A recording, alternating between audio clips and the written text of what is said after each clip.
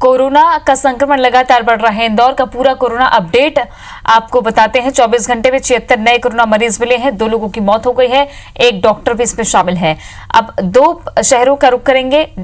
इंदौर से शालिनी हाडिया हमारे साथ है और भोपाल से आकांक्षा शर्मा। सबसे पहले ले चलते हैं इंदौर।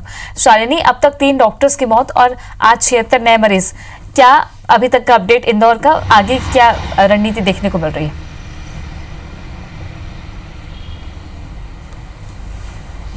देखिए तृप्ति, मध्य प्रदेश का एक सबसे बड़ा हॉटस्पॉट बन चुका है कोरोना के मद्देनज़र मध्य प्रदेश की आर्थिक राजधानी इंदौर। यहाँ पर हर दिन नए नए इलाकों के साथ बड़ी तेज़ी के साथ कोरोना के पॉजिटिव मरीज़ मिलते जा रहे हैं। 76 नए पॉजिटिव मरीज़ मिले हैं और अब ये जो संख्या है वो 2850 हो चुकी है। यानी बड़ी तेज़ी के साथ कोरोना जो है वो पैर पसार रहा है। उम्मीद की जा रही थी कि लॉकडाउन 4 की शुरुआत के साथ यहाँ पर जो कोरोना पॉजिटिव की संख्या है उसमें कमी देखी जाएगी, लेकिन ऐसी स्थिति फिलहाल उत्पन्न होते नहीं दिख रही है।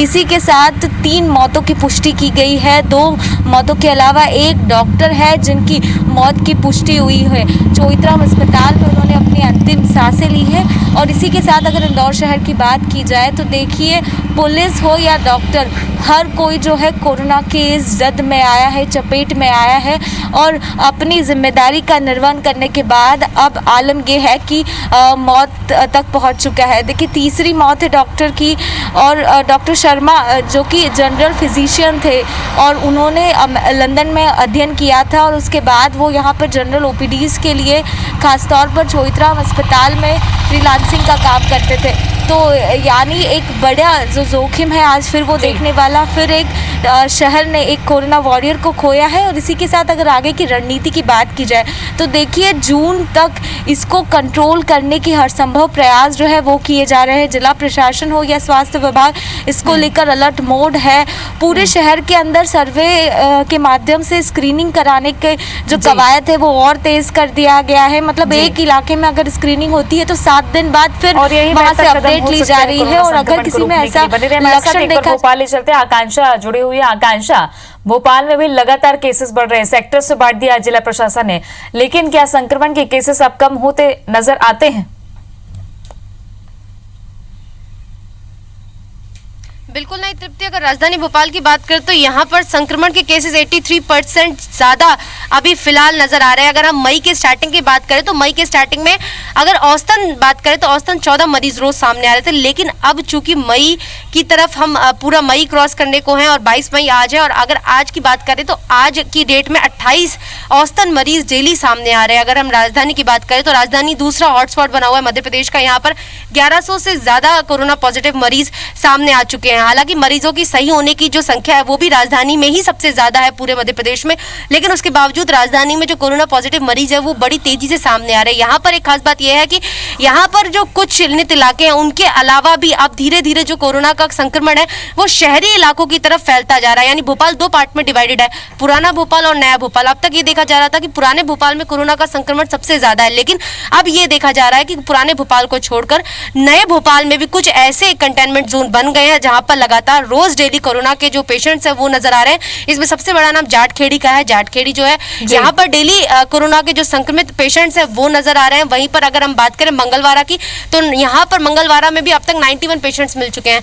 तो ये कहना बिल्कुल गलत होगा तृप्ति की मध्य प्रदेश की राजधानी भोपाल में कोरोना का जो संक्रमण है उस पर काबू पा लिया गया है, नहीं बल्कि धीरे धीरे लॉकडाउन 4 जिस तरीके से आगे बढ़ रहा है ऐसे कोरोना के जो पेशेंट्स हैं वो भी राजधानी भोपाल में काफी तेजी से आगे बढ़ रहे हैं। जी बने रहे हमारे साथ। रायपुर ले चलते हैं। स्टार जैन हमारे सहयोगी जुड़ गए ज्यादा जानकारी के साथ। स्टार, 73 एक्टिव केसेस हैं, लगातार मरीजों का आंकड़ा बढ़ता जा रहा है। कितनी बड़ी चुनौती है अब मेडिकल एक्सपर्ट्स और प्रशासन के सामने? देखिए, कुछ देर पहले हमने एम्स के डायरेक्टर से बात की थी, बोले चुनौती काफ़ी ज़्यादा और ये चुनौतियाँ लगातार बढ़ती जाएगी, क्योंकि पहले देखा था कि वो केसेस आ रहे थे जो अब्रॉड के थे, उसके बाद देखा गया जो किसी कांटेक्ट में आ रहे हैं, लेकिन अब ये धीरे धीरे सोसाइटी स्प्रेड बढ़ रहा है और ये जैसे जैसे बढ़ते जाएगा ये खतरा और बढ़ते जाएगा। इससे हालांकि उन्होंने बात कही है साहब कि डरने की बात नहीं है, क्योंकि लगातार पहले हमारे टेस्टिंग कैपेसिटी कम थी, आज काफ़ी ज़्यादा संख्या में टेस्ट भी हो रहे हैं, तो यही वजह है कि ज़्यादा से ज़्यादा पॉजिटिव केसेस की रिपोर्ट सामने आ रही है। अब सिर्फ सवाल ये है कि इस चेन को कैसे रोका जाए, और इसका एकमात्र उन्होंने सोल्यूशन बताया कि सोशल डिस्टेंसिंग का पालन करना है। जहाँ तक छत्तीसगढ़ की बात करें तो आज करीब 100 से ज़्यादा एक्टिव केस, 132 एक्टिव केसेस यहाँ पर है, माफ़ कीजिए 132 टोटल पॉजिटिव केस हुए थे, जिसमें 73 एक्टिव केसेस हैं और 59 मरीज हालांकि ठीक होकर जा चुके हैं। डॉक्टर्स के मुताबिक छत्तीसगढ़ में मेडिकल इक्विपमेंट्स की कहीं कोई कमी नहीं, पर्याप्त मात्रा में डॉक्टर्स हैं यहाँ पर, वेंटिलेटर सपोर्ट पर्याप्त मात्रा में, ऑक्सीजन सिलेंडर्स पर्याप्त मात्रा में है, जो पीपीई किट्स जो लगनी है डॉक्टरों के लिए वो तक पर्याप्त मात्रा में उपलब्ध है। तो इससे पैनिक होने की ज़रूरत नहीं है। छत्तीसगढ़ में केसेस की संख्या आने वाले दिनों में और बढ़ सकती है, लेकिन इससे घबराने की ज़रूरत नहीं है। लोगों से उन्होंने अपील की कि सतर्क रहें और कुल मिलाकर ये है कि छत्तीसगढ़ में केसेस अभी बढ़ेंगे, लेकिन उससे घबराने की ज़रूरत नहीं है, बल्कि लोगों को खुद को अपने आप में सावधानी बरतते हुए सुरक्षित रहने की आवश्यकता है यहाँ। बिल्कुल, एक बार इंदौर ले चलते हैं। शालिनी हमारे साथ बनी हुई है। शालिनी, जो इंदौर की स्थिति है पिछले अगर 3 महीनों से देखा जाए तो लगातार केसेस बढ़ रहे हैं, चाहे कोरोना वॉरियर्स हो या आम लोग हो चपेट में आ रहे हैं। लगभग पूरा जिला कंटेनमेंट एरिया की जद में है। ऐसे में देखा जाए तो हालात कब तक नियंत्रण में हो सकते हैं? क्या कोई ऐसी बात मेडिकल एक्सपर्ट कह रहे हैं?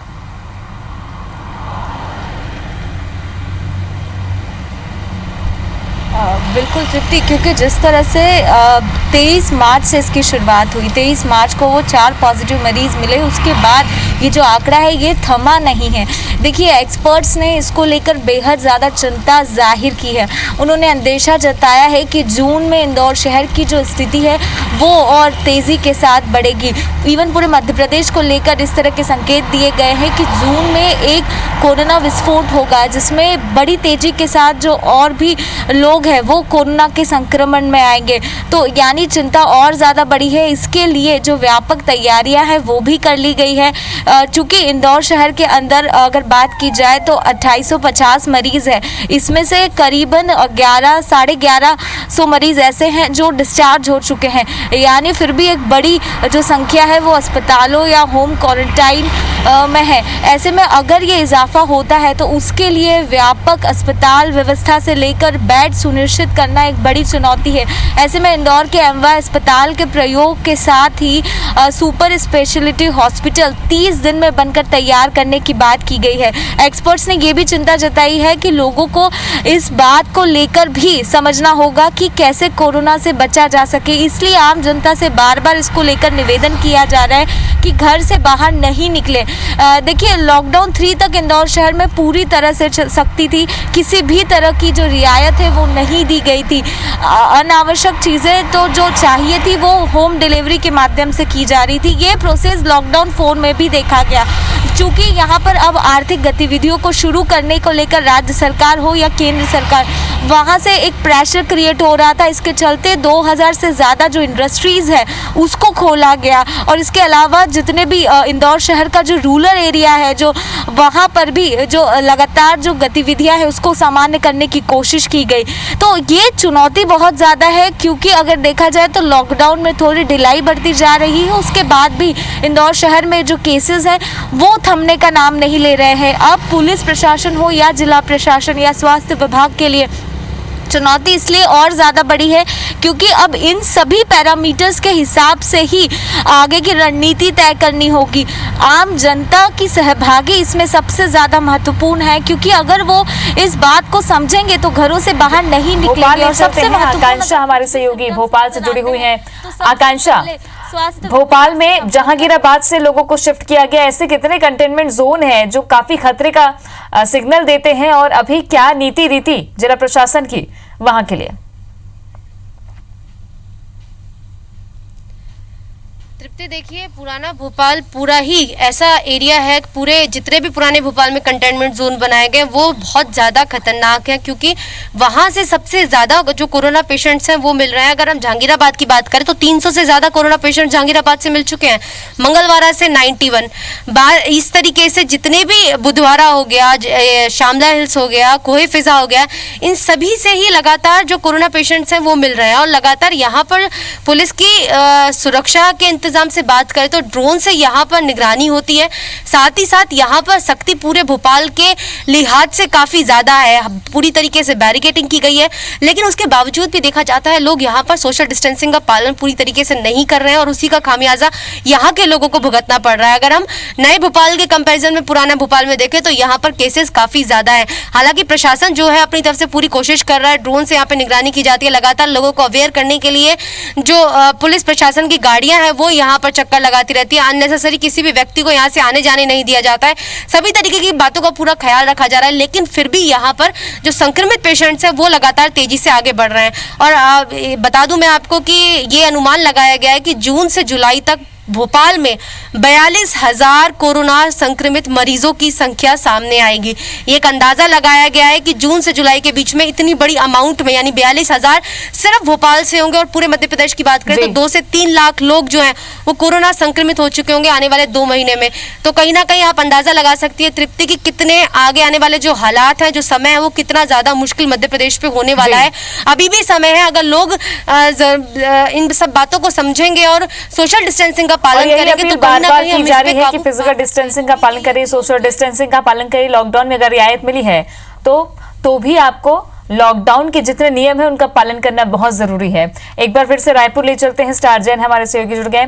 स्टार, अगर रायपुर के लिहाज से बात करें तो एक मरीज और नया मिलने के बाद एक बार फिर से एहतियात बरतने की जरूरत है, क्योंकि रायपुर को कहा जा रहा था कि रेड जोन से अब बाहर, लेकिन एक और नए मरीज मिलने के बाद राजधानी की भी मुश्किलें बढ़ गई। देखिए, एक प्रकार से कहा जाए तो रायपुर को यदि तो शुरू से हाई रिस्क पे रहा है रायपुर। कारण इसका ये है कि राजधानी होने के कारण काफ़ी गतिविधियां यहाँ पर इम्पोर्टेंट होते रहती है। चाहे वो यदि हम लॉकडाउन 1, 2, 3 की बात करें तब भी जब यहाँ पूरी तरीके से कड़ाई का पालन किया जा रहा था, लेकिन फूड सप्लाई को लेकर, तमाम दूसरी चीज़ों को लेकर, चाहे मेडिकल इक्विपमेंट्स को लेकर देखा जाए तो सप्लाई चेन जो है रायपुर से कनेक्टेड है। इसलिए यहाँ से रायपुर काफ़ी सेंसिटिव माना गया था और यही वजह से इसको रेड जोन में रखा गया था। और हमेशा संक्रमण की स्थिति यहाँ बनी हुई, कब यहाँ पे फैलाव हो जाए इसका कोई वो पैमाना नहीं है। तो एक केस आया है, अब इसी से अंदाज़ा लगाया जा सकता है कि काफ़ी सुरक्षित रहने की आवश्यकता है। हालांकि एहतियात के तौर पर जो सड्डू का इलाका है वहाँ पर 6 अलग अलग एरियाज़ को कंटेनमेंट जोन में डाल दिया गया है और वहाँ पर गतिविधियों पर पूरी तरीके से रोक लगा दी गई है। तो ये हमने देखा होगा कि जो कल का जो केस आया था रायपुर का पॉजिटिव, इसकी कोई ट्रैवल हिस्ट्री नहीं थी और ये एक साधारण सा लेबर क्लास है, मतलब ऐसा नहीं कि मजदूर है जो बाहर किसी राज्य से आया, वो छत्तीसगढ़ में ही रहता था और यहीं काम कर रहा था और उसके बाद उसके पॉजिटिव आया। तो मतलब ये रिस्क काफ़ी ज़्यादा है और राजधानी रायपुर में मूवमेंट बहुत ज़्यादा है, इसलिए लोगों को सावधानी बरतने की ज़रूरत है ज़्यादा है। लेकिन देखने को ये मिल रहा था कि सरकार ने लोगों के लिए छूट दी थी, लेकिन उसका छूट का लोग मिसयूज़ कर रहे हैं, गलत फ़ायदा उठा रहे हैं और इससे कहीं ना कहीं खतरा उन लोगों को ही हो रहा है। इसलिए लोगों से यही अपील है कि छूट मिली है उसका फ़ायदा उठाएं, उसका मिसयूज़ ना करें। जी, शुक्रिया आपका स्टार जानकारी के लिए। शालिनी और आकांक्षा, आपका भी शुक्रिया जानकारी के लिए। तो मध्य प्रदेश, छत्तीसगढ़ दोनों ही जगह कोरोना संक्रमण के मामले लगातार बढ़ रहे हैं, लेकिन डॉक्टर्स का हौसला भी लगातार बुलंद है। ये तस्वीरें आपको दिखा रहे हैं जहां डॉक्टर्स को क्लैपिंग करके उनका अभिवादन किया जा रहा है। छत्तीसगढ़ में 73 एक्टिव केसेस हैं, लेकिन इस बीच जितने संक्रमण के मामले लगातार बढ़ रहे हैं उतनी ही तेजी से रायपुर एम्स भी उन्हें हैंडल करने में जुटा हुआ है। चाहे वो माना कि कोविड अस्पताल की बात हो या रायपुर एम्स की बात हो या मेकाहारा की बात हो, सभी जगह डॉक्टर्स जी जान से जुटे हुए हैं। ये रायपुर एम्स की तस्वीरें आपने दर्शकों तक पहुंचा रहे हैं हम, जहां डॉक्टर्स का अभिवादन किया जा रहा है, क्योंकि डॉक्टर्स रायपुर एम्स के, जिनका डंका पूरे देश भर में बज रहा है, क्योंकि छत्तीसगढ़ में लगातार केसेस का रिकवरी रेट बढ़ता ही गया और अब एक और बड़ी चुनौती जब सामने है कि केसेस लगातार बढ़ रहे हैं, तो डॉक्टर्स उतनी ही दुगनी तेजी के साथ अपनी टीम को लेकर आगे बढ़ रहे हैं।